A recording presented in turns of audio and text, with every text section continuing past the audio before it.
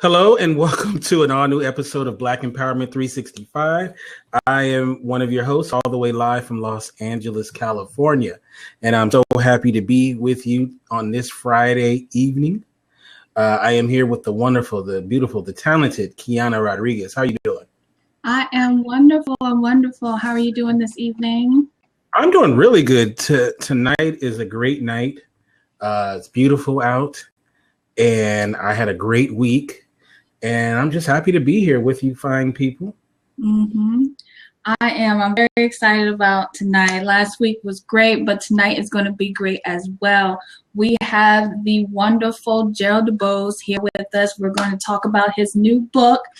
If you guys don't know, he has a show here on Blab, Great O'Clock, that is on Mondays and Wednesday. So most of you guys know who Gerald is. So I'm so thankful that he is able to join us tonight. So welcome, Gerald. Well, thank you, wonderful Miss Kiana and Mr. Kente. It is a pleasure to grace and be in your presence. So, Right. Mm-hmm. So Gerald, tell us a little bit about your background. well, a little bit about my background.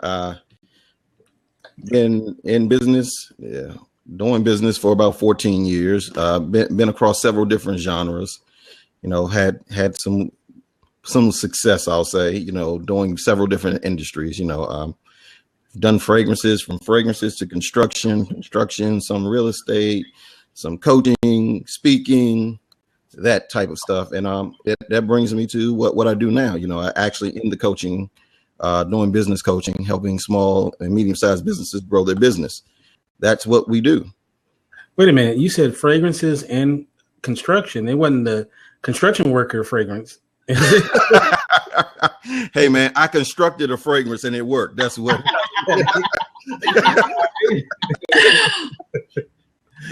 All right. I had to just check that out.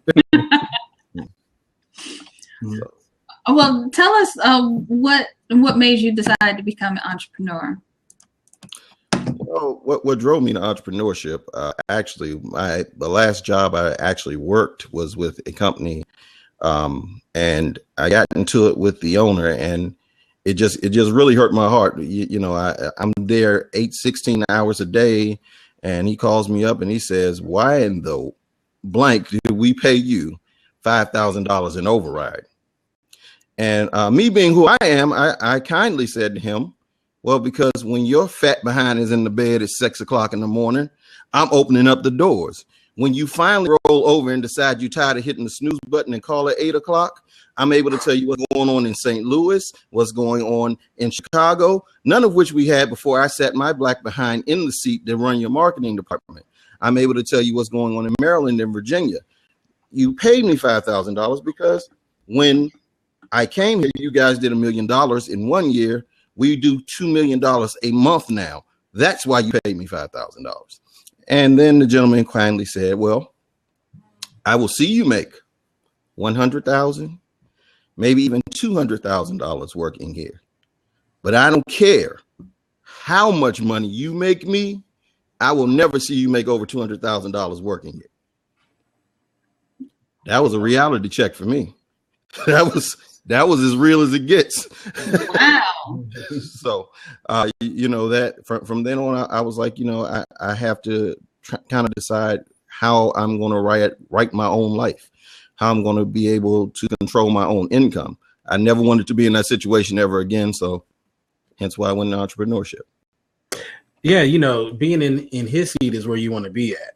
You want to be the one hitting the snooze button and calling the Gerald, telling them what's what. So it is a lot of freedom with being an entrepreneur as far as that's concerned. But then again, though, there is a lot that, you really don't have a 9 to 5 really, because your business is pretty much 24/7 for most time when it comes to business. So how was the transition from working for the man and then becoming the man? Well, the transition, the hours wasn't a problem because I was doing that anyway. That's why I was so pissed off. But the being in the position to where you are writing the check versus waiting on the check was the transition. And that was a big major challenge for me. I took care of my people, and I lost a lot starting the first company. So, foreclosure, all that type of stuff, because I'm trying to build the business. So I know what it's like to be on both sides of that table. And the toughest challenge is when people are like, oh, well, you're in business for yourself. I say, man, this ain't Hollywood. This hardly making it. It just look good. It is not sweet like you think it is when you first get on the other side of the room. So it's a very hard transition to go from, guaranteed and knowing you're going to be getting something to, man, I hope I can buy myself lunch today, but you got to feed everybody else. Big difference. So. Mm-hmm. All right. So how did you cope with that transition? What really helped you cope with that transition? Me being a stubborn as a mule, just being honest, just that I will not quit. I refuse to stop type of attitude. That's what made me cope with it. It was, I'm not gonna stop. This is what I said I'm going to do. So I'm going to do it and just stick with it and continue regardless of what challenges come up, regardless to what minor successes, major hurdles, whatever it is, you keep going because you have to be committed in order to get to any level of success. And I'm just a very stubborn person that way. Well, no, I'm sorry. Strong-willed. There you go. There you go. I like that better. When you start a business, you're basically making a bet, and the bet is on yourself. And it takes a lot of courage and conviction to make that bet on yourself, because it's, you can, take a check, which is great, but then to make the check is another thing. So did you have the support of family, and did you have a good support system behind you during all of this? During the beginning, no. And I that's something I talk to a lot of business owners about. Initially, your family doesn't believe that you're going to be any different than them. That is a challenge for people. They know you as little Kente, as little Kiana, as little Gerald, oh, well, why do you want to go do that? You got to crawl before you walk and all this other stuff, because they are looking at it through the lens of where they have placed their own limitations, and they place their limitations on you and project. So until you make a breakthrough, you don't get the support. But once you break through, everybody supports, because they want to brag on you. They want to tell everybody about what you're doing and who you are and what you've done. And then you get the support. So initially you have to deal with the family being nervous and afraid and placing their limitations on you, versus when you climb and make some strides and some breakthroughs, then you get the support. Then you get the full support system. And now my support system is very strong, so I can say that for sure. That's awesome. Well, so okay. So we have a question. Miss Tracy wants to know, how long did it take you before you had a solid financial inflow, and what incident or deal ignited that? I don't have my glasses on. Sorry. Oh, wow. It's okay. That's all right. You can still see. You just read that real good. You did real good. A for you. Coach Tracy. Oh, that's Coach Tracy. Hey, Tracy. Yes. There you go. Yeah, I know Coach Tracy. So the answer is, it took about 6 months. The first, yeah.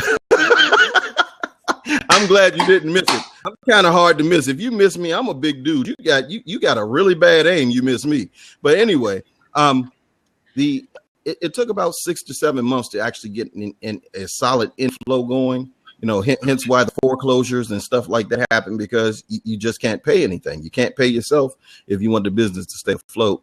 And the incident or deal that ignited that, no specific incident. It just, we had a great week, and we were on solid ground, and it continued, and then it finally multiplied itself out, like after about 6 months, and everything I won't say it's been peachy keen since, but we haven't been back on that side where I can't get a cheeseburger.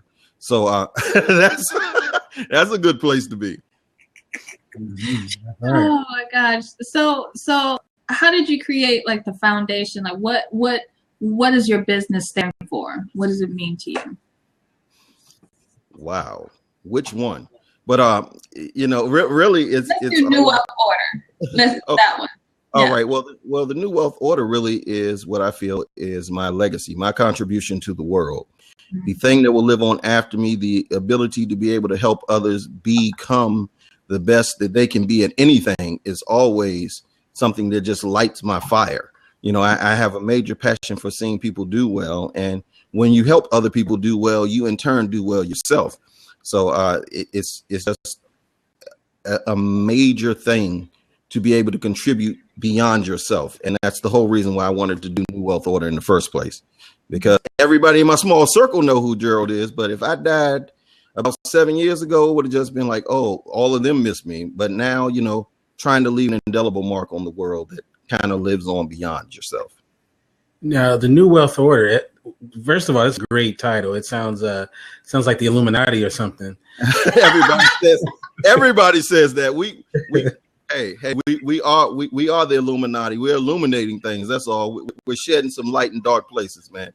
I love it. So how do you become a part of your Illuminati, and what's the secret? Well, the secret handshake would be, like I said, we do business coaching, we do workshops, we also do trainings. So if they have a business and they want to talk, they can contact us. We'll do a presentation, a consultation rather, about what's going on and what they want to do. And then we will decide whether we want to be business partners, because just as much as they hire us, we hire them. Everybody is not accepted. So, and something business owners need to understand, all money ain't good money. Right. Domino. They say domino, right? Right. That's for sure. Yeah. You can't put a price on peace of mind, and sometimes you just don't want to deal with certain people, and it doesn't matter what kind of money they bring to you. Just that peace of mind, especially a lot of times when you first start a business, you take every client that comes your way, and it's always good when you get in that position where you can start being picky about who you deal with. So that I'm glad that you mentioned that, because a lot of people don't quite understand that, and I do believe you have to get to a certain point where you really truly understand that. See, now I definitely want to stand on your shoulders with that, because it's very important that initially when you start your business, one of my favorite metaphors, because I love literature and I'm a writer and all that stuff, is the Shakespeare. It's like Romeo and the merchant. Either you're Romeo or you're the merchant in the situation. When Romeo went to the merchant to get the poison to kill himself because he thought Juliet was dead, the merchant looked at this young kid and he's like, my conscience doesn't give you this. Poverty demands it. And Romeo says, I pay your poverty, not your conscience. Give me the violence, snatch it out of his hand. So in certain situations, when you first start, you are at the situation where your poverty demands you do things that you may not necessarily like to do, but it's because you have to.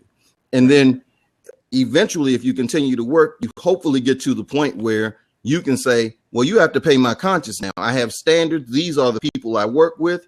If you do not fit in that, we can't do business together. I don't care how much green you're throwing at me. I don't need the money. I need my conscience to be better. So that's why I say, Romeo and the Merchant syndrome is a real thing for entrepreneurs. And don't it feel good when you can do that? Oh yeah. That feels real good when you can turn a joke around and tell them, okay, that's okay. You go ahead, put your check back in your pocket. That's okay. I don't need it. Mm-hmm. Your money don't spend here. Get out. Absolutely. And Xanadu's in the house. Hey, Xanadu, good to see you. People just jumping in. Yes. So, speaking about those clients, if you know that you're on that other side, what is the best way you can handle those clients that you really don't want to deal with? Be as honest and forthcoming as you can. Don't bite the head off, but just tell them, I don't think we're a good fit. That's all. Right. So you know what you may be looking for may better suit another coach. I may not be the coach, or we may not be the environment that you need to work in to thrive and grow to your best. So I wish you the best of luck, but right now this is not a fit. Mm-hmm. Goodbye. I mean, it's like someone you're not interested in a relationship. You know, say something. Oh yeah. See, but most people aren't that, and that's a problem with relationships, because people aren't really honest with people. Mm-hmm. They will sugarcoat and say things like, well, you know, you're okay. You know what I want to do. Well, maybe we can go out. And when you get that soft maybe and the voice start to decline, you know that you're really going down that slippery slope. But most dudes especially don't want to hear that. Maybe that's slow. Maybe you know what that means. That maybe really is no, but they don't want to hurt your feelings. Mm-hmm. But what people will do is hold on to the symbolism that they gave. Oh, it was a maybe though. And they keep coming back and irritate the other person until the other person finally explodes. It's like, look, I don't want to go anywhere with you. Okay. So that happens a lot. Hilarious. Oh my goodness. All right. So, what would you say was, a very significant point in your life that just really changed things?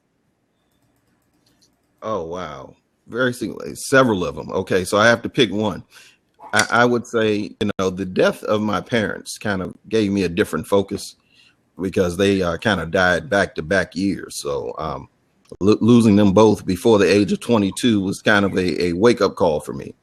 You know, and it made me want to push and do some things differently in my life, because I was a knucklehead.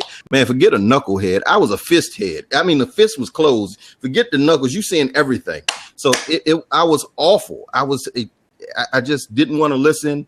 I wanted to do things my way, and I thought that time would never, ever stop like I had forever. So I can do this now, and it doesn't matter. But losing them gave me a completely different perspective and let me know that tomorrow is never promised. You know, we spend every day waiting for tomorrow, and tomorrow actually never comes, because when tomorrow comes, it's today. So we're waiting for something that's never going to happen. So you have to live in the present and really appreciate the gift of life that you are given in every moment. Try to create something very special. You know, being, you know, that you're a successful businessman and such, I know part of you wish that your parents could have seen all that, right? Oh, I know they see it. They talk to me all the time. I hear them. Yes, people, I hear voices. That's okay. I know I'm crazy. I own my crazy. Okay, I want y'all to know this.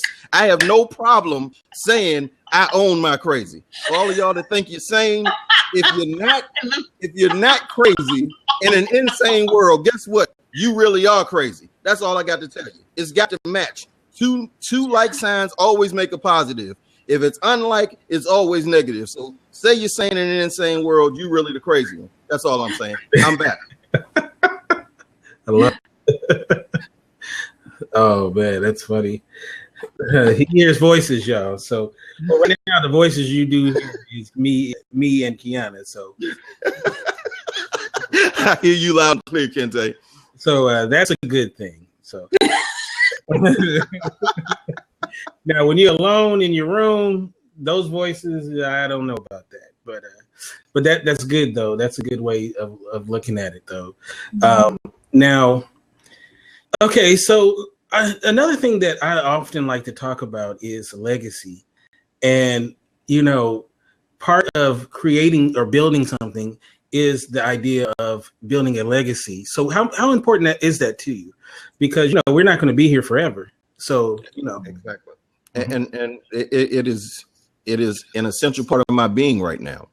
You know, you reach a certain point and you do certain things in life and you have some measure of what people call success or whatever. And you have to start thinking, really, what have you given beyond yourself? What are you leaving with this world? What will it really be? What does that dash on your tombstone really mean?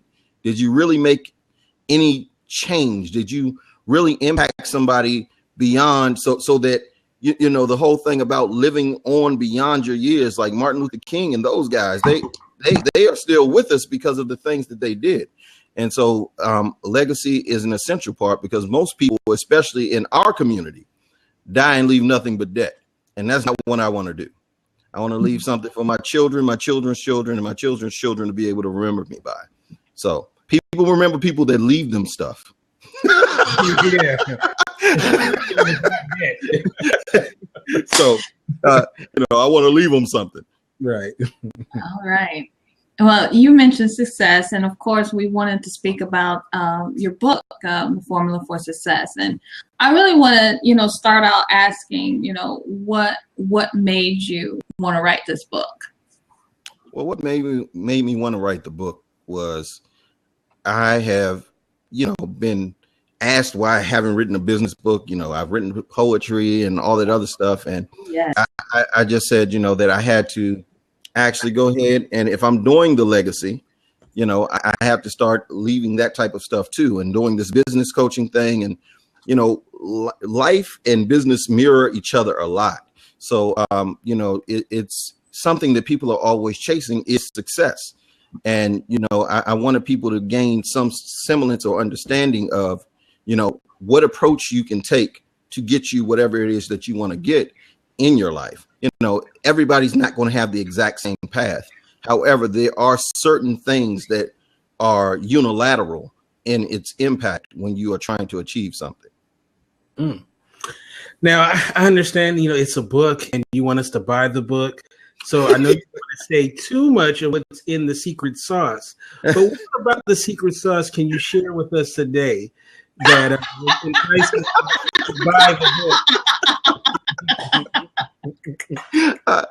I man, dude, Kente, we can hang out. I like you. But the secret sauce, I mean, basically, you know, we're talking about right actions plus consistency times frequency divided by perseverance minus limiting beliefs, and you will equal success. So you have to be able to look at what actions you are taking, how you're formulating what you feel are the actions that you need to take, you know, and being able to control your heart set and mindset to be able to move forward. And then how many times do you do that?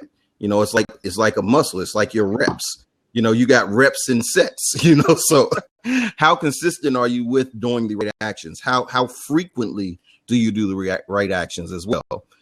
What are you willing to endure to achieve what it is you want to achieve? Because, you know, there is no free pass to success. I don't care who you are. You know, there may be free pass to money, but you don't get a free pass to success. You know, even the Rockefellers, everybody's got to work. You will pay to get across that line. And a lot of people aren't willing to endure anything, which is why they don't achieve on higher levels. They take modest achievement. You know, hey, I got a good job. I'm making blah, blah, blah, but I'm really sick and I hate where I am. Okay, well, you don't have much success. Then how successful really are you if you're miserable? Mm-hmm. So Now, there's another thing too that you hear a lot of people talk about, like the 48 laws of power and the art of war and all of this stuff, you know, about demolishing your enemies and doing all that stuff. My question for you is there a certain morality in business that you or a code that you live by as well? Are there certain things that you wouldn't do that maybe, you know, other people are more cutthroat will do? Do you live by a certain code? Oh yeah, everybody has their own little private code. They should anyway, because it's about having standards. It's about standing for something. It's about what you are about. Who are you really? What is it that you truly believe, and you stand on those beliefs in the face of anything? And I believe that is essentially vital to being able to achieve, being able to grow. Even, you know, if you don't know who you are, how do you know you're growing? Mm-hmm. Where do you know you're growing at? Mm-hmm. Mm-hmm. So, because I've dealt with a lot of entrepreneurs or business people who they don't live by a code of conduct, if you will, and they're very cutthroat. And what happens is, you know, they may be quote unquote successful, but they burned a lot of bridges, and there's a lot of hurt in their path. So a lot of people believe that's the way you need to be. Can you be a good businessman and not do those kind of things in order on your way up? Absolutely. Now the thing is that some people are just going to be rubbed the wrong way, even when you're honest with them. It's not that you're necessarily cutthroat, is that they are upset that you are still going and they're still stuck. It's that whole, why are you still moving and I'm not moving? And then when you tell them, look, well, either you can get with the team and we can keep going together, or you got to get the heck out the way. Then it's, oh, well, you did this, blah, blah, blah. So I absolutely believe that it is possible to not have to be what they would call an a-hole. And when people call me that, I always tell them real quick, all right, do you guys allow profanity here on the show? I'm trying to keep it as a good, clean show as possible. So I'm trying to maintain certain points. But the thing I would say is, I'm not an a-hole. I'm the whole A. I'm not a small part of anything. Look, don't call me just that. I'm going to be the whole thing. I'm a whole A, not an a-hole. Get it right. Don't you do that. Now, no compromising had a great question. The team no sleep. Do I subscribe to the team no sleep? I believe that you must push beyond your comfort zone. I'm about that. I'm not about you shouldn't get any sleep at all. I mean, you got to sleep sometime. Now, I will challenge the fact I believe balance is a myth. You're never going to achieve true balance in your life. Nothing's ever going to be 50-50. It's never going to be 50-50. At some points, you're going to be 60-40 one way. Sometimes it's going to be 70-30, 80-20. But the thing is to adjust and come back and then bring 80% to the other side for a little while so that it does kind of mix and create a better situation altogether versus it always being tilted only one side. And before Kiana has her question, I want to answer a question that you asked, Gerald. Okay. You can curse on the show, but it's a $5 donation in my PayPal. It's at kenteferguson@gmail.com. So if anybody wants to curse, feel free, but it's $5 every curse word. So for everyone, okay. Yeah. So should I send you just go ahead and send you a C note right now, and then I feel better and I can say what I want to say.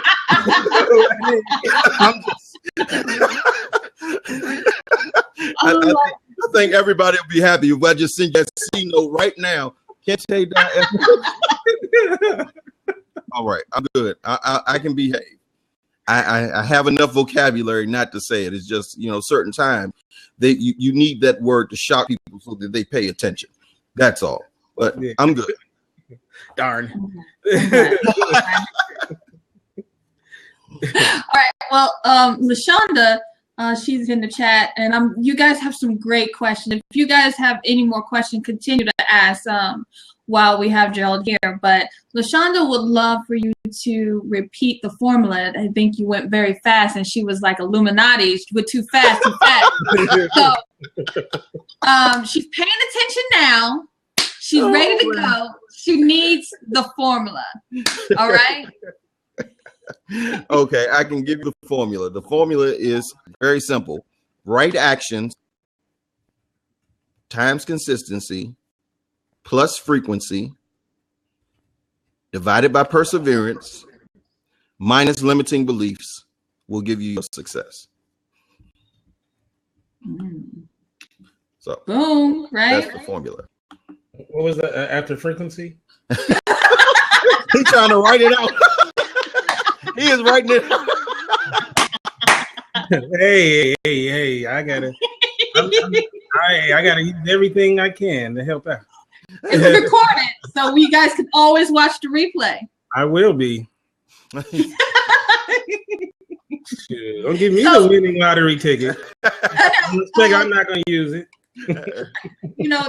Going on that, how did you come up with that formula? Because first of all, I personally believe that people should come up with their own personal definition of success because it's different for everybody. But how did you come up with that formula that everybody is speaking and wondering about.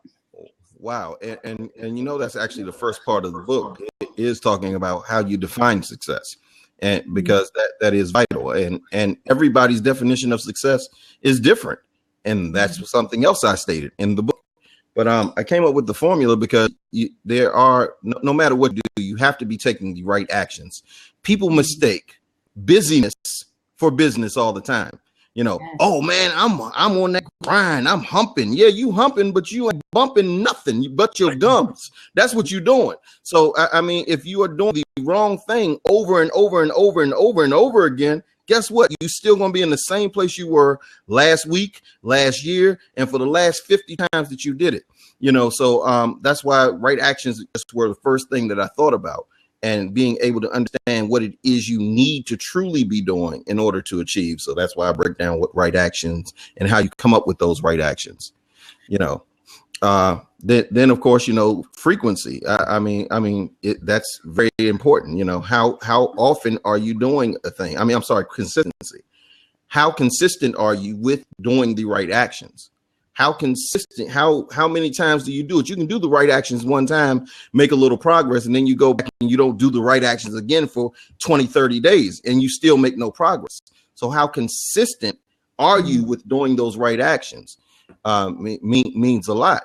Now, then you talk about frequency, and people are like, well, aren't those the exact same thing? No, how frequent you are with something and how consistent you are with something is similar, but not the same, because frequency addresses the exact amount of times that you have done it over and over and over again, you know. And then of course, perseverance, you know, just basically comes into what are you willing to go through? I always say you got to go through something to get to something. And the thing is, people don't want to go through trial by fire. They just want to blaze a trail. So you got to turn that letter around.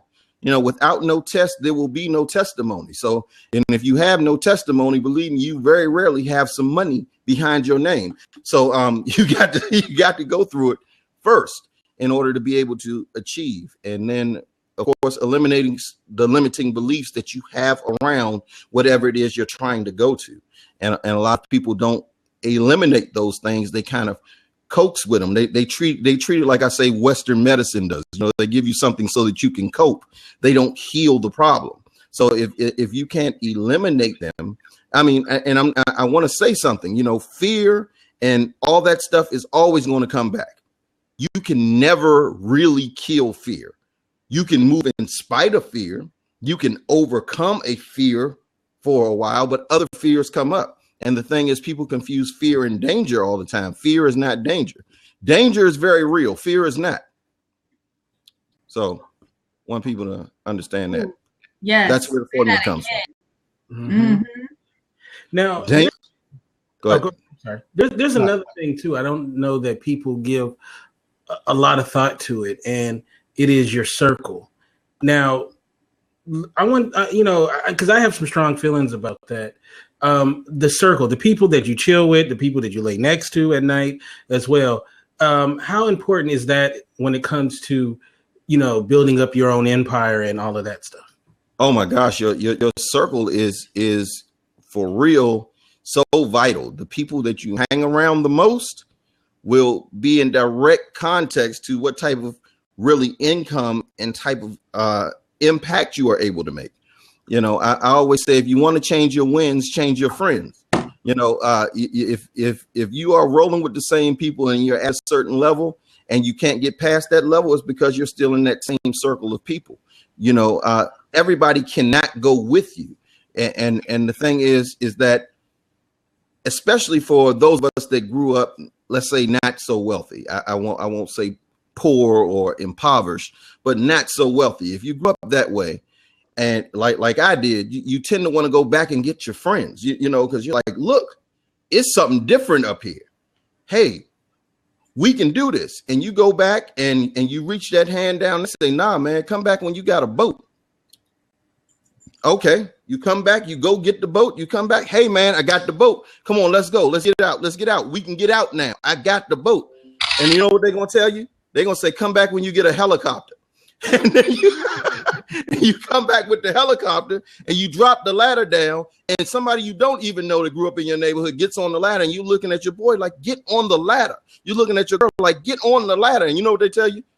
When you get the private jet, then I'll come. Some people just are not ready to let go of being poor mentally, because poor is not a socioeconomic thing. It's a habitual thing. Yeah, amen. That's very powerful. That's right. And what about when it comes to the person that you lay your head next to as well?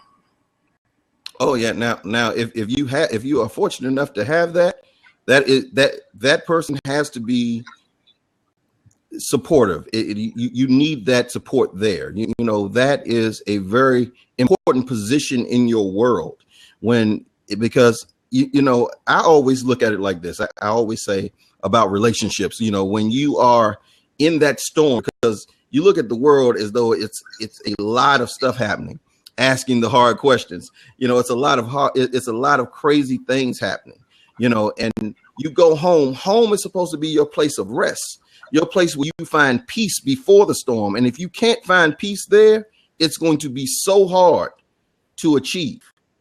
It's going to be so hard to go further because you don't have a place where you can rest well. And rest is short for restoration. So if you can't restore yourself, then you understand why the challenge comes. Mm-hmm. She said, Gerald, there's another question before that one that Tracy wanted to know. She said, how long should someone pursue a seemingly unsuccessful venture before they leave it alone? Okay, I didn't even see that one, but okay. Mm-hmm. Well, that is all subjective. That is strictly, you know, about whether they are truly passionate about it or not. You know, sometimes your passion can lead you awry. I will not say passion is the end all, but passion is what gives you the perseverance. You know, I won't say 3 years. Sometimes you have, listen, it's great to have. I'm all about heart set. I talk about heart set over mindset. That's one of the big things for me, you know, really having your all into something, you know, putting your heart into it. Because if your heart is in it, guess what? Ain't nothing your head can do to ever stop your heart. I don't care what you do. If you don't believe me, tell your heart stop beating right now. See if it'll stop. You can hold your breath. You can hold having to go to the restroom. You can do anything else. Your brain will control all of that, but your brain can never do anything to stop your heart, which is why so many people stay in bad relationships, which is why so many people stay at jobs that they hate. So, you know, it's a certain thing. So the heart set, I'm big on that, but putting a time frame on when you should say that this is not right, that is a cognitive thing. That is something that you have to be able to assess and say, I've spent X amount of time doing this.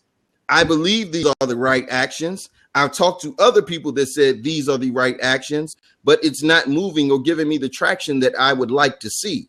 Do I wish to continue in the same vein and drive myself to what they call insanity? Or would I like to maybe make a pivot in my approach, you know, so that you maybe can achieve success, not in that venture, but in something similar to that venture, because sometimes it's not about that one thing. It's that one thing leads you to the next thing that you really need to be doing. Mm-hmm. Okay. And another question that we had, like people are really, really into this, so I'm enjoying this. So they wanted you to explain or define the poor mentality. Oh, wow. Well, the poor mentality is, you know, people just with bad money habits. That's what I mean. You know, that's why I said poor is not socioeconomic, you know, because there are certain families that are in the same neighborhood that their mama, their grandmama, their great grandmama all live there. And they're still in the exact same situation. And it's not that they can't do anything different. It's that they don't know anything different. And so if all you have seen is people that are bad with money and always struggling to pay bills, they tell you to go and save money, but they can't save a penny. You know, they tell you don't mess with the stock market and invest because, you know, people lose money over there. Well, heck, people lose money going to the grocery store buying $20 worth of cookies when they know they don't need $20 worth of cookies because they need gas in the car. But people self-medicate with sugar and all this other stuff to feel good so that they can keep going on feeling like it's okay to keep doing what they're doing. So the poor mentality just strictly speaks to, what are you doing with your money? How do you feel about money? What are your thought processes about how you want to spend your money? Are you willing to invest in yourself first before you invest in someone else first? And that takes a big paradigm shift for most people because they don't believe in investing in themselves. They will tell you they will invest it. If you have a great idea, Kiana, I'm quite sure you have some friends, and Ken, you have some friends that may be like, oh yeah, I'll go do that. And then they can tell you they have this grand idea and you say, man, look, you should do that. And they will find every reason not to do it. Now, there's something that I've seen quite a bit is I see this with younger people. I see it with older people. They start a business, right? And then everybody has advice for them, and it's not always the best advice, just to be honest. And but if you're someone who just gets started in, owning your own business and stuff, sometimes it's hard for them to decide who to listen to and who not to listen to. So as someone who's a seasoned businessman, where should someone look to for advice? Because, you need it especially when you're first starting. So who should you go to? Well, you have to go to someone that you feel comfortable with. And I'm all for, coaching and mentoring and all of that. Now, because the selection is going to be different. So you have to know what you're looking for. Are you looking for a mentor that will kind of give you, as you said, the advice? I hate that word because, advice, please don't add your vices to mine. I got enough of my own. I don't need any help. Thank you very much. But what you can do is give me some wise wine or something I can take with me that may help me avoid a pothole. Tell me, don't make that left turn going down that street or else you might not come back out of that street. That's important. So I would say you have to understand who it is you need and who can resonate with you, because everybody can't reach everybody. Because, there's a lot of these people who are real flashy and they have, they say they're going to help you. I got 18 ways of making you blah, blah, blah, blah, blah. And unfortunately, a lot of people get sucked into that stuff. And so, like in this platform, Blab, there's a lot of fakers and shakers. Oh my God. I didn't say anything. I'm leaning back on that one. There's some cats, and I don't want to, I'm not going to put one on blast, but there's some people I wouldn't trust to help me advice on a lemonade stand, let alone an actual business. So my question to you is how you discern, like there's some people out there in the public who are good, really good. Yeah. But then there's, the people that are phony baloney. So because I don't want to put money in the curse jar. So so that's why I'm using preschool words. But yeah. So how do you judge someone? Well, honestly, it's a certain level of discernment that you begin to gain, after you've been around the block. Now, for those that haven't been around the block, there is this wonderful thing that actually brings you to Blab and to all these other things that you use in Facebook, and it's called the internet. If you cannot find these people anywhere on these internets out here, yes, I put an S on it on purpose, because there are several different browsers you could use. So if you can't find them out here on this internet, just with basic information to understand what is going on, to give some validation to what they are talking about from some reliable source. Let me say this again, because what people do on this internet thing, and can I put them up on a little game, Kente? Can I get like 3 minutes to just put them up on a little game? Oh, yeah. Hey, it's all yours. Okay, cool. All right. You cool with that, Kiana? Just 3 minutes. I promise. I won't be that long. But what they can do is easily present themselves as this wonderful person, because you know what? You can make a great video, you can easily edit it and all of this. You go to your friends who have blogs and you ask your friends, can you do a write-up about me? And then they write their own blogs too under pseudonames so that you don't know that it's them that wrote that blog, but you have like 5 or 7 blog posts about how this person made so much money and oh my God, they changed my life. It's a blog, people. You can have one right now. I promise you. Go over there to WordPress. You can open your blog this second. It doesn't take anything. So look for something credible. Is there an outside source? Was it a real magazine, not just an online magazine? Is there more than one type of online magazine that's talking about them in different aspects of who they are? This is how you do your validation. This is how you do your real research. Don't just go according to, because you see, oh, these 7 blogs said, oh, I made $20,000 with this person. Guess what? That's the 7 people that are their boys and their girls that's trying to make sure that they get another $20,000 out from people that aren't going to make a dime from that product. That's how they do it. So just understand what reliable information is versus just information. Wow. Amen. All right. GeraldDuBose.com. Somebody put up there. We had a question like way back. Xanadu had a question. You guys are on fire over here in the chat. I love it. I love it. So Xanadu wanted to know, what is your advice on selecting mentors outside of just getting advice from people periodically? Okay. Well, that sounds more like you're trying to move into a coaching situation or something like that. If you're doing that, again, please do just your research. Do your homework.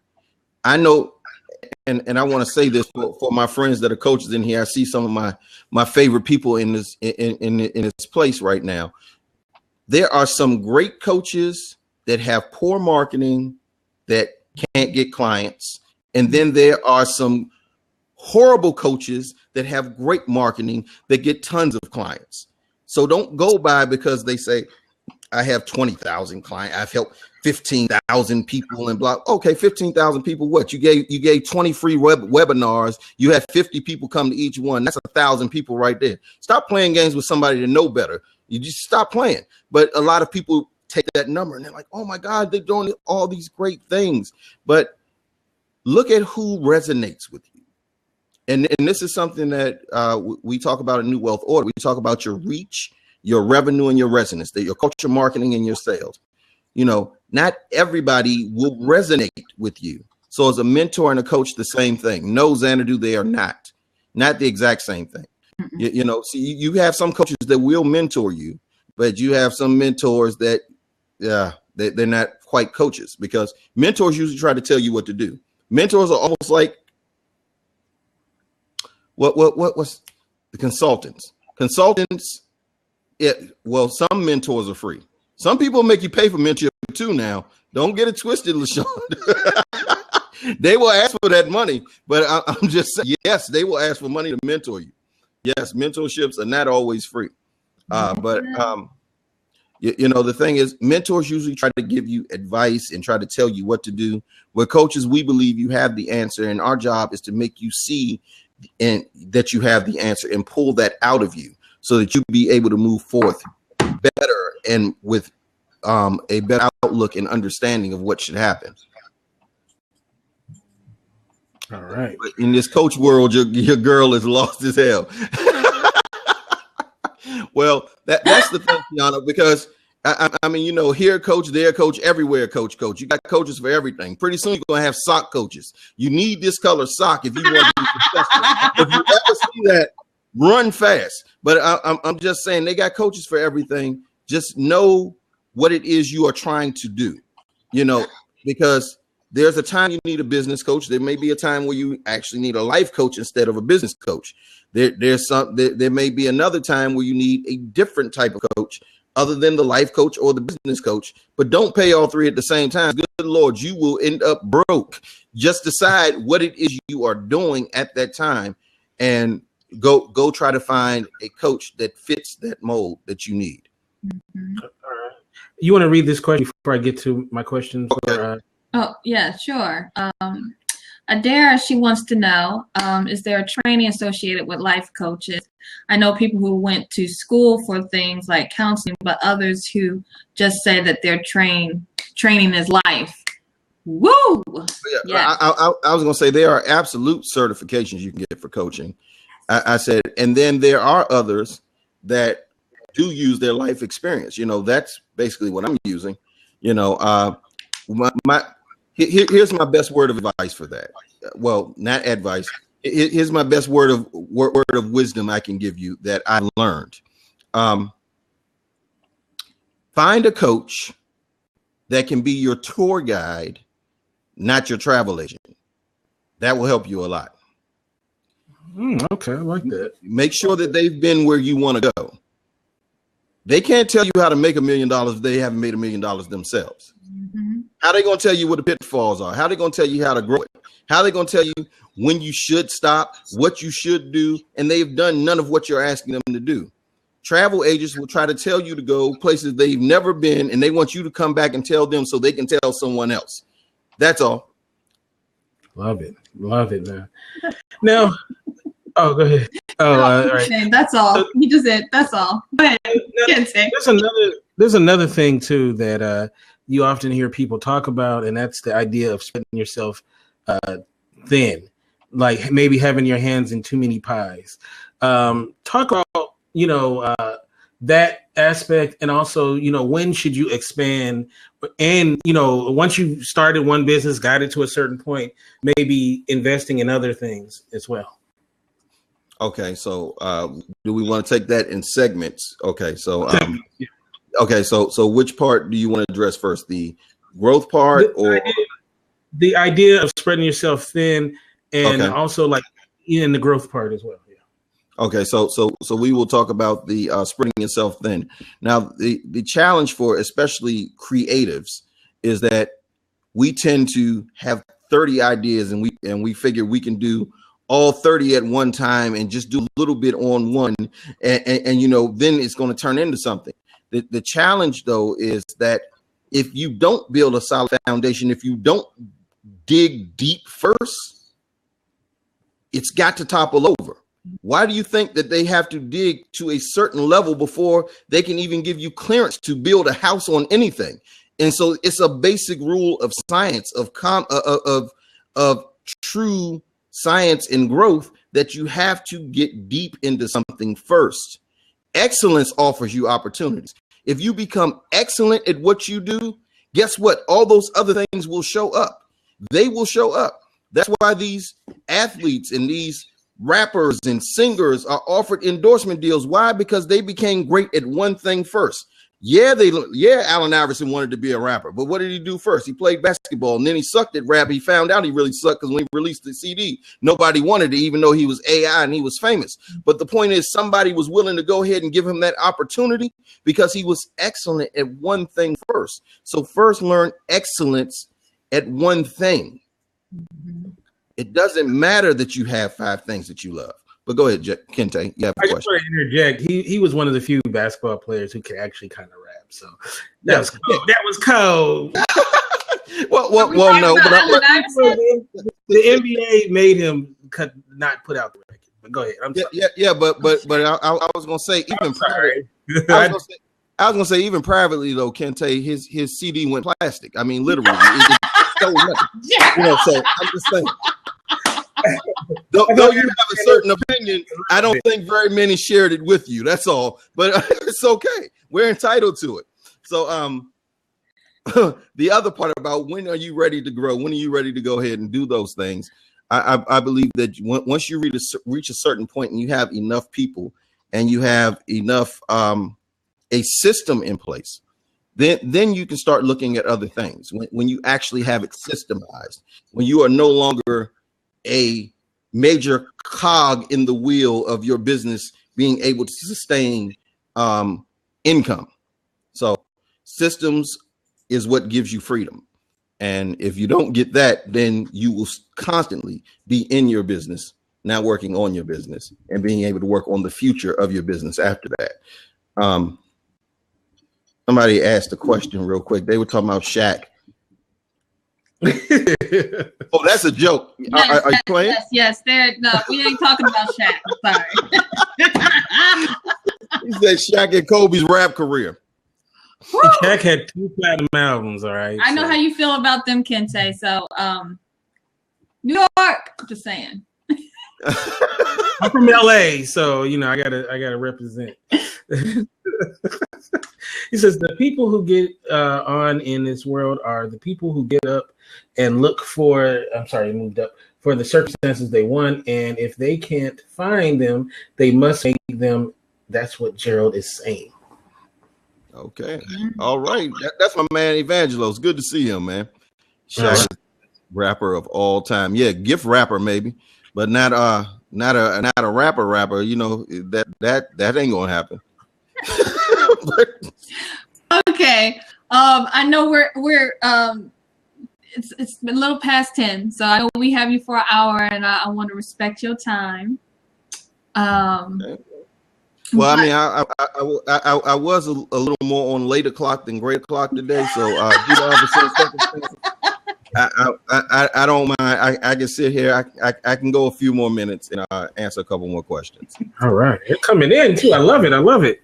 Yes. So if any of you guys have any questions, please ask them now while he's here.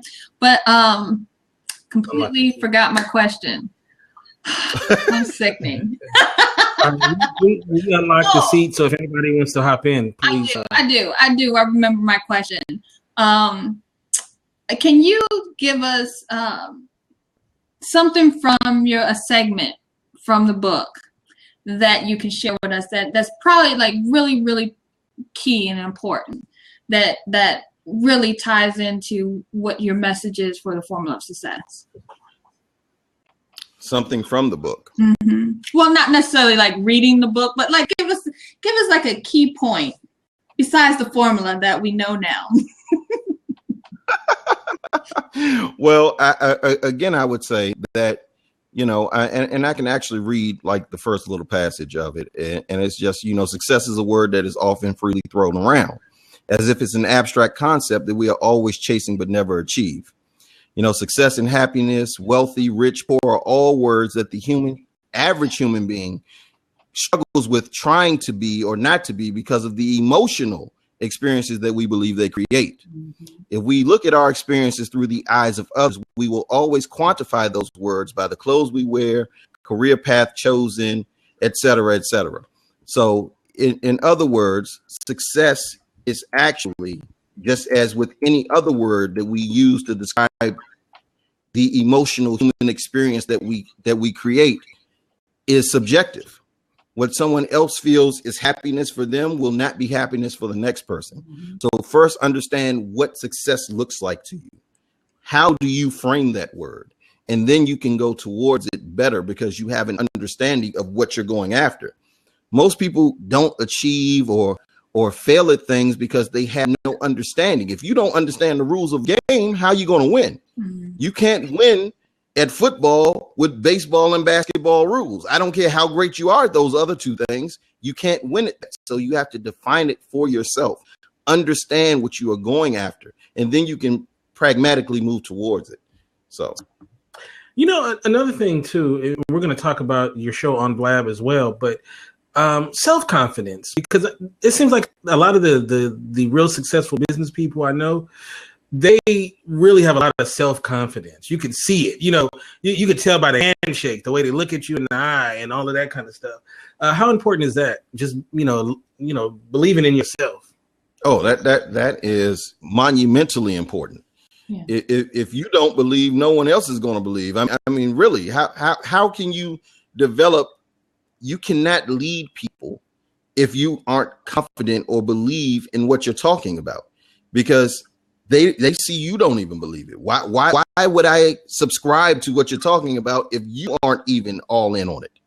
It is monumentally important to understand that you have to have the confidence and own what it is that you should be doing, and that is a key part in being successful at anything.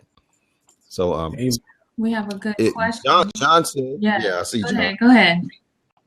No, you read it, please. Okay. He said 80% of leaders are not successful at choosing the right people to surround them. How do you choose the right people in your circle? Well, it goes back to something we talked about earlier. What are your standards? Choose people that align with what you stand for. Now, I'm not saying choose people with the same opinion as you, because you don't need a bunch of yes men. You know, you need some cheerleaders, but you need some ear leaders too. And the problem is people tend to want to hire all cheerleaders. They don't want to hire ear leaders. They don't want to hire somebody that's going to be objective and say, hey, you know what? I don't agree with that. You need somebody that's willing to challenge the ideas and things that you create, that you are trying to create, because that's how it becomes better. So just be willing to look for the people that really meet the standard and ilk of people that you want. Definitely have the skills that you would need them to have, and then roll with those people. Yeah. All right. So you have a program on Blab, and it comes on, I believe, Mondays and Wednesdays. Yes. And what are some of the nuggets we can get twice a week from you? Do we get some of the formula? What do we get? Well, really on Great O'Clock, you know, I promise you, we won't be passing out nuggets. I'm too big a dude to ever give you a nugget, Kente. If I hand you a nugget, you see these hands, man? Put a nugget in that. That's not a good look. So I'm not going to give you nuggets. But what we talk about mostly is, you know, business stuff, marketing, sales, strategy, and how to grow your business. That's what Great O'Clock is really about, helping people be the greatest version of themselves that they can be, to be able to grow their business and increase from there and beyond. He drops gold. I know. I'm not listening to John. That's my brother, but I'm not listening to you right as of this moment. I know we could continue, but LaShonda earlier, she wants to know how, first, can you share when your book comes out and how can we get it? Oh, I will definitely be back with this. To let you guys know, the book will be out by the end of next month. So we are in final edits. So I will definitely be back to let you guys know where it is. He said an autographed copy. I can do that. I can do that for you, LaShonda, most definitely. Mm-hmm. And Xanadu says something here. That's really important. Yeah, this is so interesting. As a person who is looking to climb and be surrounded with more than what I have been taught to accept, those in those positions really seem to frown on it. Weird. Okay. All right. Oh, surround yourself, Xanadu. If you want to jump in, it'd be great to get to say something before we jump off of here and not jump out into space we call cyber. Yeah, Xanadu, you've already surrounded yourself by really great people. You know me, you know Kiana, you know Gerald, you know all the people in the chat room. You can start there. So you know, that's a good place to start. So you got some good people that you're around.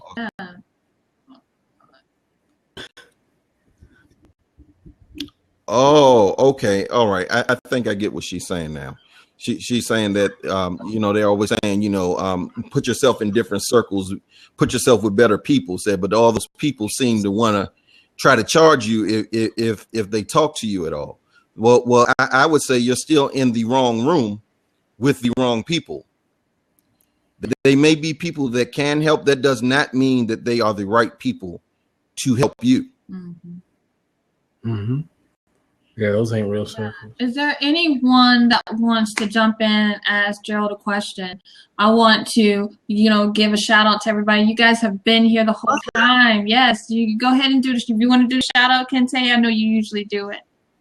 Yeah, my bad. I've been so riveted by the conversation. So good. I wouldn't know my game. Before we do that, I want to first start off by we do a segment every week. It's called This Day in History. And this day in history for May 13th. Today is Friday the 13th, y'all. That's why we had Gerald on the show to represent Friday 13th. We're going to go back to the year 1950. And in the year 1950, on May 13th, singer Stevie Wonder was born. Singer Stevie Wonder, born Steveland. How do you say his name? Judkins? in Saginaw, Michigan, was born. And anyone who knows me personally knows that Stevie Wonder is one of my faves. And I was so worried because I turned on Twitter today, or I turned on Twitter like it's a TV. I went on Twitter. I'm old. I go on Twitter and I see that Stevie Wonder is trending, and I was like, "Oh shit!" Like I was scared to look. Why? It was his birthday, so I was like, "Oh, thank you." Because I mean, it's everybody's been dropping this year. So Kente, that's $5 too. You can send that to my PayPal. You can PayPal me if you would like. I just want to say, I think Stevie Wonder being alive deserves one. Yeah. And just one more thing, I will say that your choice of music with Stevie is a lot better than your vote for Allen Iverson, so I can appreciate that. Good job. I didn't say I wanted to buy his record. I just said that he was underrated as a rapper, a basketball player who rapped. Really? But all right, so here we go. Let's do the chat room shout out. Of course, me and Kiana and Gerald is in the chat room. Also, we have Ahmed, who's been with us for a while. He's cooking lasagna, so he's going to have to share it with us. We have Artiste, who's calling in. We have Tracy Reddy, our guest from last week. Thank you for coming out. We have life coach Ava Laura, who is definitely one of our favorites, and we definitely look up to her in this blab game. We have LaShawanda. Am I saying that?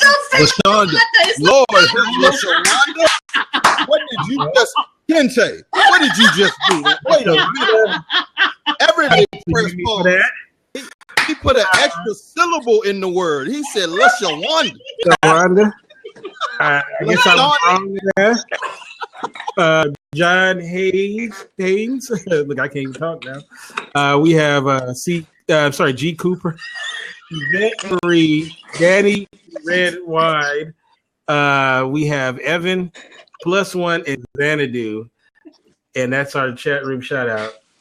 Oh, $5. My bad. Shonda. Sorry. It's $10 now. Yeah, it's $10 now. Oh, $10. Well, thank God it's my own PayPal, so I'm just, I'm good. Good. I can put money in my own PayPal. All right, cool. My bad. Now, okay, cool. What's up, Archie? I figured this out about myself that a lot of people don't know. Like, for like networking, I consider myself like a Midwest Connect because I know a lot of, if I don't have the resources or something to help somebody, I have other resources I can reach out to. I call myself, like, you could say a nickname, Midwest Connect, because I know other people who can help you do different things. And some people don't allow you to reach out to them. I did this plenty of time, but some people I was able to help. But how do you deal with things like that when you want to help? Sometimes I just fall back sometimes, like they don't want to help, just don't nothing help me, help you. But how do you deal with situations like that? Very simply, you can't help somebody that doesn't want your help. So don't. But that feel I know. Yeah, it bothers you because of your heart. Yeah. But what you don't want to hurt is your head, stressing yourself out trying to help somebody that ain't trying to do nothing. So don't hurt your head because your heart is in the right place. There will be plenty of other people that need your help and that want the help. You help them, and it will be a better fit for you all the way around. Yeah, because I got a good friend. Me and him talk about it all the time. I figured it out. Me and him talking about it, and we do a lot of things together. Other people I've been able to help too, but sometimes people gotta let you get to know them and stuff like that. And not a person you are if they give you a chance. Me and my friend Marani Lewis, he a very good, influential person, but he got a good network too that will help any of you guys out. If you need it. Mm-hmm. Awesome, man. Hey, I appreciate it. And it's the first time I think we actually got to talk. I've seen you around, Artiste, a few times. I think it's the first time we've actually gotten to talk. Well, see, in my face to face. Yeah, man. See. What you think? Yeah, good to see what you. Anybody else think on here about that? You know what? I stopped worrying about stuff like that. I used to actually, I used to be somebody who put a lot of thought into it. Now I don't care. So, I said my piece, I let it go, and I move on. I go eat a sandwich. I move on. So, I don't worry about it. I just don't worry about it no more. And it feels good. How you ended with I go eat a sandwich though? It's like, hey man, I don't worry about it. I go eat a sandwich. Just all right, you don't want to do nothing? I'm gonna go eat me a sandwich. All right, I'll see y'all later. But I used to worry about stuff like that. I don't no more. It feels good. It's not for me. It's not necessarily worrying about it. I don't worry about it, but I kind of tend to not give up on, especially if I care. If I'm close with them and I care for them, I don't necessarily give up on them. But I'm not going to constantly, constantly push. You got to want to make sure there's a window of opportunity where they might seem a little bit open to it. You see what I'm saying? So you can look for those different opportunities, but I'm not going to keep on pushing it because that can push people away as well. So, I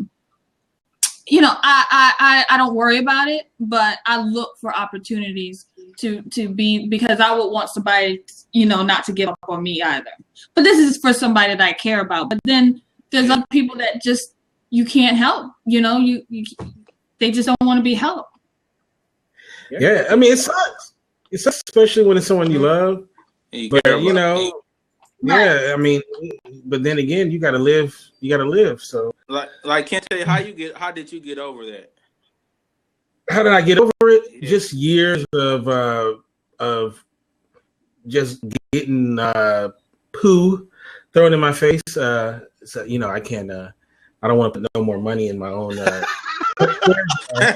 I get 20, 25, 30, 35. Right, having poo thrown at me.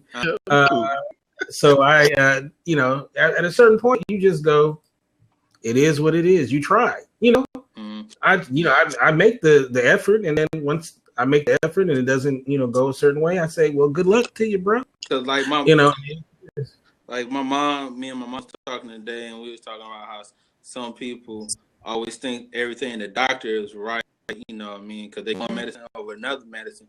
But if you give them something that will help them, they'll help them. But they believe that doctor, I'm not going to say no color, but they believe that doctor, and they believe everything is white and gold. But it's really not always. Because you always could take that same medicine and figure out what's wrong with you and find some stuff they got in the health food store, or somebody that's selling something good product that could do the same thing, but won't need another medicine for this one to counteract this one, And some people just think the doctor's just white on right all the time. I mean, Amen. You're right. You're right. You're most certainly right. We have some research. We have a great question, and maybe Artis might want to get in on this as well. Xanadu asks, when you are networking, it keeps scrolling up and down, are the lines ever crossed between opposite sexes? If so, how do you navigate through that without sacrificing the business?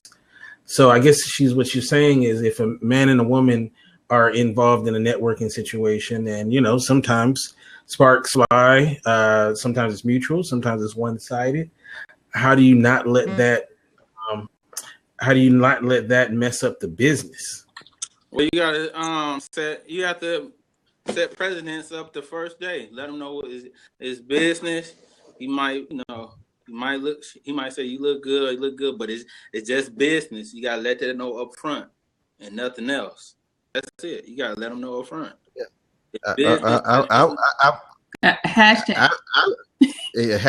Hashtag is business. Yes. Yes. I'm with Ava Laura. What kind of networking you doing, Xana? I know you're a beautiful sister and all. And I know they lose their mind sometimes, but that's real cute. But it's out here. It is, and people do cross the line. But it's very important that you have your eyes on what your objective is. You know, that if your objective is business, then you focus on the business part. You know, the extracurricular, look, never let that personal stuff mess up your business side, you know, because too many people let that interfere, and you cannot let your personal feelings run your business. Absolutely. Or you will be in a very bad situation very soon. So take the personal out of it for a while, and it's not easy for some people, but take the personal out, focus on the business, and get that part done. I know what she's saying, because it does happen. And, you know, one is you got to keep your eyes on the prize, like you were saying.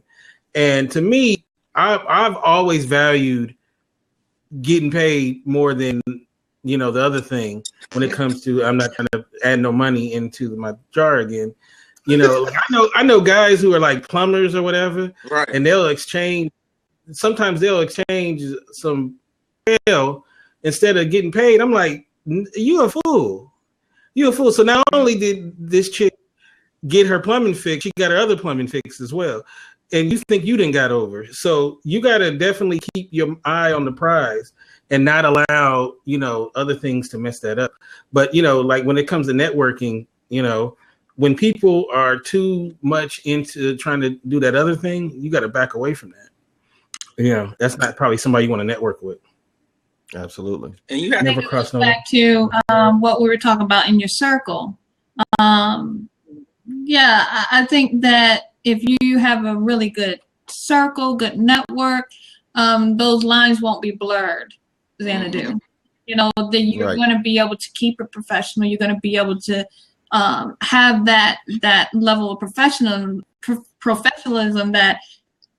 that won't even exist. Like, it won't even, you know what I mean? It's not going to be an issue.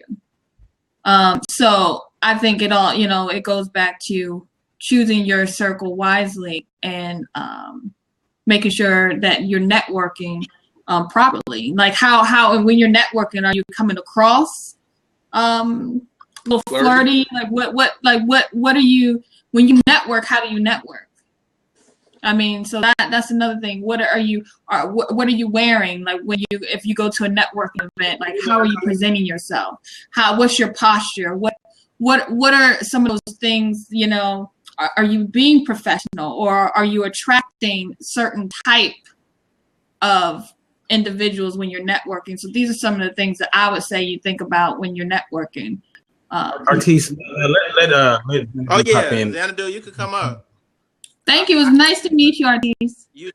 Man, nice to actually talk to you, Artis, man. Good seeing you, brother. All right, you too. All right. Yeah, he's a good brother, Artis. Yeah, I like Artis. And Yvette had a quotable right there where she said, "Buns for abundance." Yes. Abundance. Choose wisely. Okay. And a lot of people choose buns. Mm-hmm. Xanadu, it's all yours. Here she goes. Oh God. Okay. Hello, people. Hello. Can you hear me? We can hear you. Okay. I don't have headphones. I wasn't supposed to be doing all this. So it's real cute, right? I'm looking at the comments, and I think that I probably could bring a little clarity if I speak on it and what I'm saying. Right here. Okay. My issue is this. Right. I've got boundaries. All that. Okay. For those who are saying that boundaries are important, I completely agree with that. Right. And I think what happens for myself is that I'm one of those empathic people. I don't know how relevant that is to any of you all when it comes to like business ventures and stuff. And I'm new at the game, right, y'all? I'm totally new at this, right? Never owned or done anything independent. You know what I'm saying? So all of this is new for me, right? Right. I have encountered very wise people that have good information, but there's just like a sense that I don't want to. I don't know. I don't even know how to explain it. So it's never. I've never been in a situation when it's like, hey, you got to give me the cookies if you want this advice. You know, I'll give you the advice, but you got to give it. And that's not what I'm talking about, right? I'm talking about with some of you all who are established, right? You form business partnerships, right? And I'm trying to figure out how do you determine, even if it's just a mentorship, right? It's not even the business partner themselves. Even as a mentorship, how do you determine if someone is a little more keen on you, or even if you're keen? I'm not suggesting that I'm just the most desirable person in the world. It could be me. You understand what I'm saying? It could be me that is highly charged and attracted to an individual, and I've got to navigate through how not to let that get in the way of the business. The way that I would do it is I would just cut it off. I'm good at cutting it off. See what I'm saying? So that's what my boundaries will do for me. But is that always wise if I'm trying to pursue business? Would it be wise Not always. to cut it off? Not always. So that's what I'm saying. Yeah, that's why I said keep your eyes and focus on what it is you really want to achieve. You know, if at some points it becomes more important that you feel a relationship would be better than a business relationship, then you need to reassess and decide whether you even want to continue in the business manner. But if your goal at the beginning and truly your true intention is to handle the business, consider it a perk that you next to somebody you find very attractive and intelligent. That's great. Make the money though. Right. You got bills to pay. Your baby's got to eat. Mortgage got to get paid. So you have to be able to control that long enough to get the business done. So don't just shut it off. Don't just cut it off and close it up, walk off. Navigate through that. No, because you might close the door on a lot of potential money by doing that, by running from the emotion of it. Right. Ava Laura just actually said something I was about to say. By running from the emotion of it versus just gaining control over your emotions and saying, what's more important to me? Getting this business deal done or being happy in that other way? You have to be able to say that. Well, you talked about success a moment ago, and I think that for me, my mental, my peace of mind, no matter how successful I am based on y'all's standards, I know a lot of you all in this room are probably more financially successful than I am and probably have been for years. But as long as I can sleep at night and I'm comfortable and not dreading an interaction, then I'm okay. Although I know that I'm not always right, you know what I'm saying? So I do fear that I may end up cutting off a potential something that can lift me to another plateau just because I'm like, okay, I don't want to be bothered with this, or I don't like how they feel, so I'm just not going. You know what I mean? I don't know. I just wanted to clarify that because it was real cute. The comments was cute, but I'm like on some serious, like for real. You know what I'm saying? So okay, thank you. Right. Hey, hey, Xanadu, it's always good getting to talk to you, sis. I mean, I get what you're saying, you know, and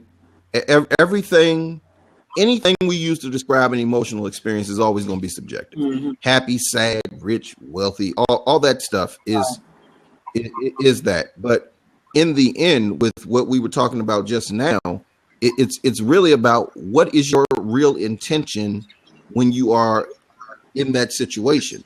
You know, if you are networking and your attention needs to be focused on what you came there for. We are networking. Yeah, they're fine. Yeah, they may find you attractive. Look, I'm here to do business. We can worry about all that stuff later.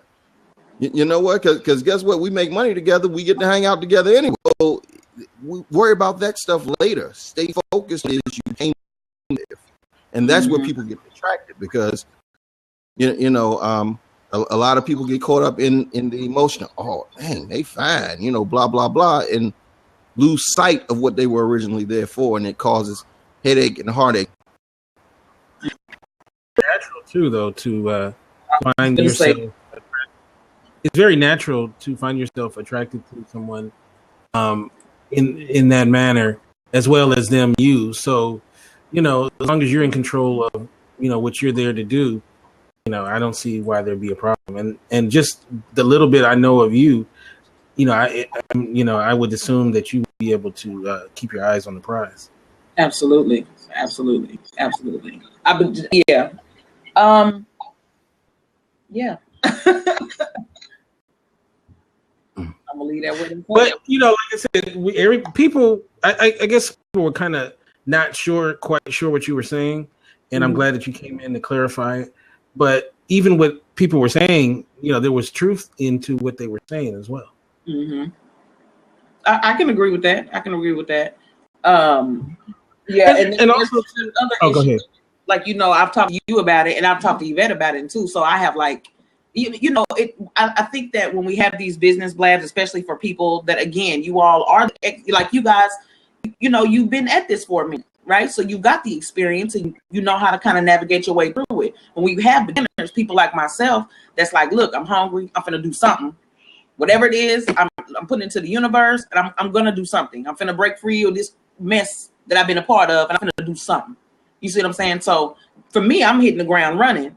And I think that it's important to acknowledge the fact that a lot of times when people step into a business world, you do have like all these little issues you have like with relationships and how you deal with people and all of that stuff. It's going to affect you in that world too, which was not something that I was even aware of. They're not something that had even occurred to me. You know what I'm saying? And so that's becoming real for me now. But also too, it's still even at if you've been doing this thing for a while, it still can affect you too. So it's not just the beginning. And we talked a lot in the beginning about people starting out and the fact that I think actually that was something that me and Keanu was talking about because we're going to do this other show, and hopefully Gerald can join that conversation as well, where we talk about what it takes to be a successful business person. Because you hear often a lot of times people are saying that they are a successful businessman or woman, and how do you define that as well? And also too, like as Gerald was saying, is it takes sometimes failure in the beginning. A lot of people who are very successful failed miserably early on. But they learned from those mistakes and they were able to go. So, and I think it's very important to understand that too, because as you navigate through, being an entrepreneur, to understand that, it ain't necessarily the end of the world. Right. As Brother Gerald, he said you had foreclosures and all kind of stuff, and look at the brother now. So, Right on. It get real. I'm gonna free up this seat. I just want to bring a little clarity to my voice and what I was trying to say. I appreciate the feedback, y'all, and just know you have penetrated my psyche. I will meditate on it. I'm gonna think about it, and then I'm gonna have an angry event on Facebook. Okay. What I love how Xanadu, she'll say stuff like penetrated my psyche. It just cracks me up. Her Xanadu-isms. I might do an app called Xanadu-isms because she cracks me up with her isms. So I'm gonna make millions of dollars. I cut her in on some of it too. So since it's her isms, but but I'm glad that she did say that because I think it's important. Because one thing, if you notice, I always like to bring in the whole relationship. 45%. Okay, I guess so. That's fair.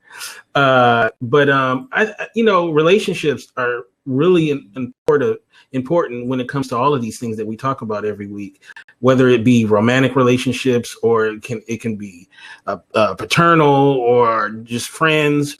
And I think it's very important. And I'm glad that she brought up the N-word, networking, and that's something that I definitely want to talk to you about the idea of networking and getting to know people that are in your field and really doing a lot of research and seeing where all the trends are in the field that you're working in and all of that kind of stuff. How important is that to having a successful business? Your network is usually in direct proportion to your net worth. The strength of the people that you have contact with and that believe in your vision and that believe that you offer something that the world can benefit from directly affects what type of impact you're able to make. Because usually though the people around you are the people that are your advocates. They are the ones that connect you to the people that you can't reach yourself. They use their extension of reach to expand your reach, and you do the same for others. So it's the same thing. So it's very important to be able to grow your network. Mm-hmm. That was one of the things coming on Blab that I surveyed the landscape and see who was doing what, just for an example, because I wanted to see who was out there, who was really doing the thing. And I think a lot of times when people are doing, I'm just using this as an example, web show, they just come in, they do their show, and then they jet, and they wonder why it doesn't get any traction. It's like you got to know the community that you're in. You want to know who's doing what, who the players are, and stuff like that. And by doing that, I met Kiana, I met Gerald, and most of the people in the chat room. So I think you can apply that to your business as well. Is you want to know the landscape and understand, who's doing what, who's at the cutting edge, who's failing. You want to know all that kind of stuff, because all that information and intel is going to help you with what you're trying to do. Absolutely. So big shout out to everybody that's in the chat room. I think this show has been awesome. And I want to once again thank our guest, Gerald, and tell us how we can get our hands on this book, because, that secret sauce that I know is revealed in the book, I can't wait to get it, apply it to things that I'm doing and all of that. So how can we get this trademark secret sauce in your book, Formula for Success? You got me feeling like I got McDonald's over here, and I can't stand McBowels, But I was just saying, like I said, the book will be ready next month. It will be available on Amazon. I will come back. You can get it through the website as well. If they want to find me anywhere in the space we like to call cyber outside of Blab, you can always find me at thenewwealthorder.com, THE-newwealthorder.com. They can reach me there. And that's how we're going to do it. So I will come back just to let everybody know the book is available to be purchased. All right. And also, too, for those people who, don't mess with the hard, actually having the physical copy in their hand, will there be a digital download and potentially? Yeah, there will definitely be a digital download. Yeah. And the people who are extremely lazy, myself, audio book as well in the future. Yes, there's an audio book coming as well, but it will not be an initial release. It will just be the digital and the actual physical copy. All right. So for those who like to actually have the physical copy, you can get it. For those people who only want it digitally, you can get it. And for the lazy blankety blanks like myself, you get the audio copy as well. So he's taking care of all the people out there. So I appreciate that you thought of us all. So, hey man, this has been a great time. I truly enjoyed it. I appreciate you all giving me the opportunity to come and share your platform. It has been truly an honor. It's been so much fun, and I will be back. I got to see my peoples now. So yes, I'm putting the S on there for all the peoples, ladies and gentlemen. I need y'all to understand, men's and women. Anyway, all the fishes in the sea. The fishes in the sea as well. Yvette, I will deliver it to you personally. I will come see you, Yvette, anytime. And she don't get a book because I ain't got my cupcakes yet. So she don't get a book. Kente said you can't get a book because you didn't get the Oh my gosh. Gerald, would you be able to put your website up? I think Artiste wanted to know what your website. Hey, Yvette. Hey, Yvette Kiana. in the house. Hey, Yvette. Hey, Gerald. You're more than welcome to come deliver it to me anytime. You just let me know. Kente, you want to tell the truth of what happened with your cupcakes? You want to tell the whole room what happened with your cupcakes on recording? You know what? I'm glad you said that. She sent me a Facebook message, and I didn't see it until the day she claimed in the Facebook message that I can get my cupcakes, but I didn't see it. But yeah, I told him 2 days before. I told him on a Wednesday, bright and early. I said, Kente, I'll be in LA. I got some cupcakes. Do you want to come get the cupcakes? It will be set up, blah, blah. He doesn't respond till Friday night talking about, you still here? I just got the message. I don't want to hear nothing ever in life again about cupcakes. You said you're going to be there Friday. And when I saw it on Friday, you said you weren't in town. Ever in life again. It was late Friday night. We were already there all day. What was I supposed to do? I wasn't on Facebook last week. That's Really, your fault. That's your fault. That's not my fault though. I'm just saying. It is. You could have sent the back. You could have put up the. Wanda, you can't comment anymore, okay? You just like, LaShawanda. Yeah, I'm so LaShawanda, dude. That's a classic. That's a hashtag. No, hashtag. It's funny because I know LaShonda. We met on Periscope, and there's a young lady. She's not actually young. She's a little older. She will always in the Periscope call her LaShawanda, and she'll be like LaShawanda, and so that's why it was so funny to me because you said the same thing. So I had to correct her. So that's why I had to correct you. I'm gonna say this. When you click the thing, you got to scroll up and down, and it's just so much. It's so much. So hooked on phonics, Kente. Hooked on phonics. Mm-hmm. I gotta look. Mm-hmm. You know, my mic is in the way, and right. you see know, how all these excuses Kente has. Mic in the way. Don't check his Facebook. You know. I didn't say my morning prayer today, so right. You know. No personal time with the Holy Spirit. None of that. Okay, got I it. saw that W and that A, and my bad. So please forgive me. But yeah, because I hate when people don't say my name. So. But Kiana, we have an awesome show. Thank you. Thank you, Pat. And how can people get you in social media, Kiana? And happy work. Just across the board. happyworkweek.com. You can check me out, Happy Work Week, on Twitter, Tumblr, Pinterest, across the board. I'm all Happy Work Week. So that's where you can find me. I have a Facebook group as well. You can check me there, Happy Work Week 555. So that's Facebook / Happy Work Week 555. And so Kente, how can people get in contact with you? You can get me at Kente F, as well as you can go to my website, indyradio.org. That's INDYradio.org. Next week, we do not have a guest, but we will, me and Kenna, we'll be talking about, yeah. Oh, yes. So Kente asked me, since we talk about entrepreneurship, we wanted to actually talk about careers because guess what? Like I said last week, everybody cannot have their own business. Okay, so we want to go over some things and talk about career. So I think this is going to be fun. It's going to be pretty interesting.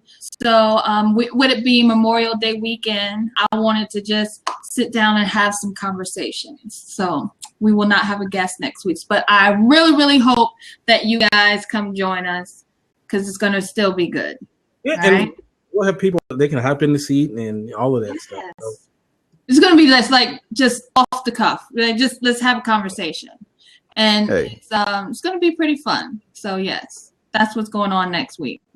Yes. So the following week, too, we'll be joined by Amira. You guys know Amira Kwale. We're going to be talking about activism. So very excited about having her on. As you guys know, she's an awesome lady, and it should be very, very good. So. That's the following week. And then the week after that, we will not be on the 3rd. We will we're probably going to try to do something on the 1st, but we have to see. But we will not be on the 3rd. And then the following week, we will be back on Friday. So. Awesome. Mm-hmm. Y'all, she said, y'all know we ain't going to remember that. Why not? Well, when you don't see us on that Friday, you're going to remember then. I'm just saying. You know my name by then, bruh. I don't know. I can't guarantee. No, I'm just playing. Yeah. We need a TV guide. I'll be like Lasha. See, wait a minute. But Kente's so serious about his name, he phonetically spelled it out. Like, don't mess up this name. It is Ken Tay of LA. Don't get it twisted. So he's very serious. I am. I hate my man Brian in the house. Good to see you, Brian. I hate people messing up my name. I don't allow it. So so that's why I make a point to say people's names right. So So there we go. Okay, LaShawanda.